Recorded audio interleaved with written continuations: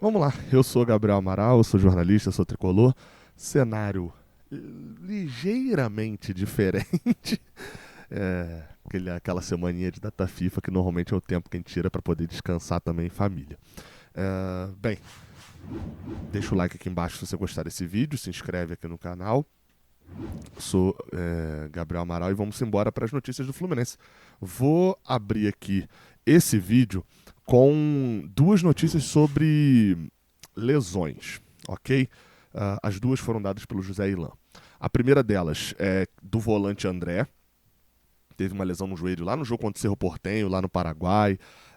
Aquilo acabou, enfim, tirando o André de um bom tempo ali do Fluminense, é um pouco mais de um mês já, né? É um bom tempo e muitos jogos, só não foram mais, na verdade, porque teve a paralisação do Campeonato Brasileiro por conta da tragédia no Rio Grande do Sul. E, bem, segunda notícia, ele já está treinando ali no campo. Esteve por lá nesta terça, inclusive, quando o time está de folga. O time do Fluminense só volta a jogar na terça que vem. Teve folga no domingo, na segunda, e teve folga hoje também, os 3 dias de folga. E, enfim, com isso o André foi lá, já está no final dessa questão, dessa recuperação. Tá correndo, não tá utilizando a bola ainda, né? Então ele não tá, tipo, já para poder aquela famosa frase, já tá treinando com bola. Ainda não, tá só correndo. Mas a expectativa é de que ele nos próximos dias comece a fazer esse treinamento com bola individual e aí faça a transição justamente para poder atuar, treinar com o time, enfim, desempenhar ali o futebol normalmente para voltar. Não tem uma previsão de volta ainda, mas a expectativa é que nas próximas semanas ele volte a ser relacionado. E aí aquela história, né, que você tem que analisar o discurso. Quando a pessoa fala que volta nos próximos meses, significa que não dura mais de um ano. Volta nas próximas semanas, significa que a expectativa é que não dure mais do que um mês. Então, acho que pelo menos aí até ali o jogo do dia 10, né, lá pra frente ali, talvez contra o Palmeiras, André com certeza já esteja ali lá pro dia 24 de julho, provavelmente até antes, jogo contra o Fortaleza, mais pro início ali de julho, talvez o André já esteja voltando a jogar normalmente, e a gente não sabe muito bem para que torcer, né? É porque a gente torce pro Fluminense ter dinheiro suficiente para não precisar vender o André. Mas aí de onde vai ser esse dinheiro eu não sei. Então a lógica é a gente torce para que chegue uma proposta de 30 milhões de euros pelo Alexandre Jesus. E aí o André não saia. Acho que é o melhor cenário no momento. Agora, em compensação, a outra notícia que tem sobre lesão é do Germancano. Ele sentiu ali, enfim, ele sentiu uma lesão na parte interna ali da coxa. Até na hora na transmissão a gente chegou a achar que pudesse ser algum problema na virilha, né, por ele ter esticado muito a perna, alguma coisa. Pareceu ele ter sido uma distensão, alguma coisa. E foi constatado um edema no músculo adutor da coxa esquerda do Germancano. Não é algo que preocupa tanto assim, que seja um problema, por exemplo, para o clássico contra o Botafogo, a princípio, né, ele deve estar em campo, deve estar apto, né, para o Fernando Diniz escalá-lo, se o Fernando Diniz não tirar essa titularidade até do Germancano. Mas enfim, né, vamos ver. Ele foi ao clube, tá? Vale destacar, nesses últimos 3 dias, mesmo com essas folgas que eu citei lá em relação ao André, para se cuidar, ficar 100%, teve tratamento e, pelo menos a princípio, não preocupa para a próxima terça, deve ter sido algo mais leve ali. O que me preocupa bastante é porque ele ficou em campo, né? Me preocupava, né, na verdade. É porque ele ficou em campo, né? O Germancano fica em campo, demora a sair, né? E aí eu pensei, caraca, acho que nem tinha substituição mais nessa hora, né, que ele sentiu. Já tinha feito a paralisação 3 vezes. Eu falei, caraca, eu só me vinha à memória o Caio Paulista, lá contra o Palmeiras, que se lesionou, tentou voltar, esticou a perna de novo, piorou a lesão, ficou mais de 2 meses fora. Graças a Deus, a princípio, pelo menos, não foi nada desse tipo com o Germancano, não. Uma atualização muito legal que o GE fez, e é algo até que eu costumo fazer nos anos, mas dessa vez o GE fez primeiro. É uma atualização dos contratos que estão para vencer no final do ano. O Fluminense trabalha muito essa gestão, tanto do lado do Mário Bittencourt como presidente, quanto do lado do Paulo Angione, eles trabalham muito com essa antecipação. Então, vários jogadores que tinham contrato terminando no final desse ano já renovaram lá em fevereiro, lá em janeiro, já iniciam um ano com um contrato renovado. E aqueles que ainda não renovaram, é porque aí, minha opinião, tem alguma questão ali, tem alguma visão que precisa ser estabelecida. Algum olhar ali mais próximo. A lista de jogadores conta com, por exemplo, Marlon. Marlon é um cara que está agora, né, o contrato dele termina daqui a 3 semanas, no dia 30 de junho. Ele está emprestado, então não é uma coisa também que só dependa do Fluminense e tal, não. Ele está emprestado pelo Shakhtar Donetsk da Ucrânia. Ele tem contrato lá por mais 2 anos ainda, mas é aquela história. Com a questão da guerra da Rússia com a Ucrânia, a situação lá é complicada. Tinha aquele determinação da FIFA de que se um jogador quisesse ser emprestado, o Shakhtar ou o time ucraniano, o time russo era obrigado a emprestar, né? Aquela determinação da FIFA, então dependeria muito do desejo do jogador. Ainda não foi definido, nem pelo Marlon, nem pelo Fluminense, segundo essa informação do GE, uma extensão de empréstimo com o Fluminense. Então, assim, a situação do Marlon neste momento é indefinida. Qual que é o meu palpite, tá? Eu não tenho informação sobre isso. Agora vou dar um palpite.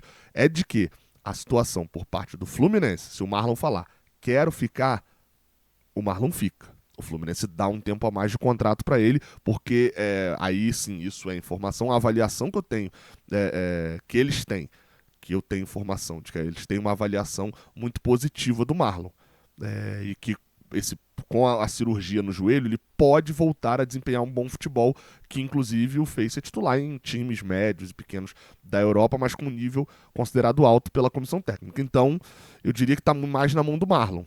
Eu confesso que olhando o cenário do Marlon, eu não sei se ele consegue arrumar coisas melhores do que o Fluminense no Brasil hoje, não. Talvez coisas iguais. Você vai ter um bom salário e jogar num time que está tendo um crescimento muito bom, como é o Bahia. Talvez o Bahia topasse. E não, o Bahia não quis o Marlon, tá? O Bahia quis o Marlon lateral, ex-Fluminense, aquele do Cruzeiro, que até o São Paulo está querendo agora. Eu não vejo assim o Marlon conseguindo no Brasil subir de nível ali em relação ao Fluminense, não só subir de nível financeiro, como subir de nível de disputa também. Então não sei se ele quer voltar para a Europa, ir para algum outro país da Europa, ele tem esse mercado todo, confesso que eu não sei, mas enfim, já vence agora, a gente vai saber em breve, porque o contrato de empréstimo vence daqui a 3 semanas. Marcelo é outro, esse daí é um daqueles que eu acho que a gente tem que olhar com proximidade ali a questão. O Marcelo tem contrato até o final do ano, tá? Todos que eu vou falar agora têm contrato até o final do ano. Marcelo tá melhor nessa temporada, acho que isso é nítido, né? Fisicamente ele tá... eu confesso que eu não sou daqueles que acham o Marcelo gordo e tal, nada disso não. Mas pela galera que achava que o Marcelo tava gordo, imenso, estão falando agora que ele tá mais magro. Acho que isso tem peso fisicamente, acho que ele tá mais forte fisicamente, tá mais adaptado também ao futebol brasileiro e essa montanha de jogos que se joga por aqui. Tem terminado boa parte das partidas, na última, por curiosidade, não terminou, mas vinha numa sequência boa. E, segundo o GE, a expectativa da diretoria é de que ocorra uma renovação no final do ano, até o final de 2025, pelo menos. Ou seja, a situação nesse momento está na mão do Marcelo.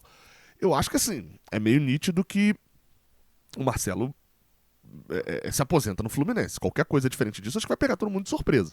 Então, pode acontecer? Pode, mas eu diria que me pegaria de surpresa, pelo menos. Então, se o Marcelo não pretende encerrar a carreira no final desse ano, acho que é normal que em breve a gente veja uma renovação dele por mais um ano. Manuel, a gente vai para a zaga agora. Manuel é uma situação muito complexa, né? Porque a gente vai ter a imagem do Manuel de 2022 que a gente falaria renova com certeza. Mas a gente vai ter uma imagem de um Manuel que não vinha bem no início do ano passado, fica 8 meses fora por conta da suspensão por doping, volta, tem algumas lesões, enfim, a situação de Manuel, segundo o GE, vai ser definida mais na reta final da temporada. E aí entra aquilo que eu falei. Quando o contrato não é renovado no início do ano, é porque tem alguma situação aí. Seja o jogador não quer, ainda não se decidiu pela renovação, seja porque o Fluminense ainda quer reavaliar, e aqueles que ele não querem reavaliar, isso eu tenho informação também de jogadores que saíram do Fluminense, a diretoria do Fluminense é muito sincera de chegar e falar, cara, a gente não vai ficar com você, a gente conta com você até o final do ano e tal, mas pode falar pro teu empresário para tentar arrumar um outro clube, sair na frente aí no mercado e tal. Não sei se é esse o caso do Manuel. É um zagueiro já um pouco mais velho também, não é tão fácil assim, mas acho que o Fluminense não tem muitas expectativas para 2025 do Manuel, não. Vamos ver o prolongar da temporada. Outro que é uma situação semelhante à do Marcelo é do Felipe Melo. Tá na mão dele. Eu diria que se o Felipe Melo, com a moral que ele tem, se ele chegar para a diretoria e pedir para ficar mais um ano, e fisicamente, nos testes ali e tal, o teste físico, a conversa dele com a área médica, disser que ele aguenta mais um ano, o Fluminense renova na hora. Acho que é essa a lógica. O GE, inclusive, só dá o lado do Felipe Melo mesmo. Fala, olha, ele não decidiu ainda se vai se aposentar ou vai seguir por um ano. Ou seja, só depende da resposta do Felipe. Na esquerda tem o Diogo Barbosa, cara. O Diogo Barbosa assinou até o final desse ano, hein? Foi um contrato de 1 ano e meio. Ele tá sendo menos utilizado porque o Marcelo tá jogando mais, né? Jogando mais tempo. Acho que a situação do Diogo Barbosa, segundo o GE, né, a informação, tá indefinida. Tá meio que no naipe do Manuel ali. Não definiram ainda se querem renovação ou não. Perdão. Acho que a situação do Diogo Barbosa é muito complexa, porque se o Marcelo se aposentar, eu não quero o Diogo Barbosa como titular do meu time. Eu acho que se o Diogo Barbosa é o titular do meu time, a gente caiu um pouco de nível. Gabriel, mas o reserva também joga de vez em quando. Sim, mas o reserva joga menos. E você compreende que se você tem o Diogo Barbosa como reserva, se você tem o Lima como reserva, esse jogador vai atuar de vez em quando, mas normalmente vai ter um acima melhor que ele. Se você considera que eles são titulares, eles não vão atuar todos os jogos, mas você considera que quando eles não jogarem, vai atuar alguém que é pior do que eles. Então o Diogo Barbosa, pra mim, eu toparia uma renovação dele, com o Marcelo ficando bem fisicamente, ou com uma contratação, aí o Fluminense indo ao mercado para contratar um lateral esquerdo, que é algo extremamente difícil, porque são poucos na posição e são muito caros. Bem, no meio de campo não tem nenhum dos jogadores, o GE colocou que o outro é o Gianluca Mi. E aí, assim, esse daí eu confesso que o GE coloca aqui o ponto de que o Fluminense ainda não sabe se vai renovar esse empréstimo. É bom lembrar, ele tá aqui por empréstimo. Enfim, fala até que ele chegou como uma aposta. Ele chegou como uma aposta e o Fluminense decidiu não concluir a aposta. O Fluminense não foi lá na KTO e não apertou o botãozinho de fazer a aposta. O Lucumi tem contrato até o final do ano, não teve oportunidade, assim. Sendo bem sincero aqui no português muito claro, ele já conseguiu a chancela do Fluminense para ele conseguir um contrato maior na vida dele. Tava no Boca Juniors de Cali, agora ganhou projeção mesmo sem jogar. E eu não ficaria com ele, obviamente. E por último, o Marquinhos. O GE diz que tem sido um dos maiores destaques, mas a opção de compra tem um valor muito alto que dificilmente será pago. O Lessa até informou que é maior do que 10 milhões de euros. O Marquinhos é aquela situação. Ou o Fluminense tenta uma composição com o Arsenal e fica com o jogador sem pagar esse valor todo.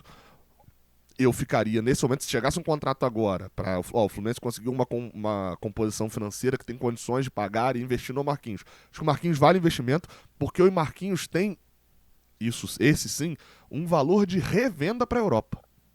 O Fluminense consegue, até pela idade dele, comprar o Marquinhos da Europa e revender ele para a Europa daqui a 2 anos, se for o caso. Obviamente não com tanto valor assim, mas consegue. Mas óbvio que também o Fluminense não tem 10 milhões de euros ou mais de 10 milhões de euros para poder pagar. É isso. Deixa o like aqui se você gostou desse vídeo. Tamo junto, até a próxima. Valeu!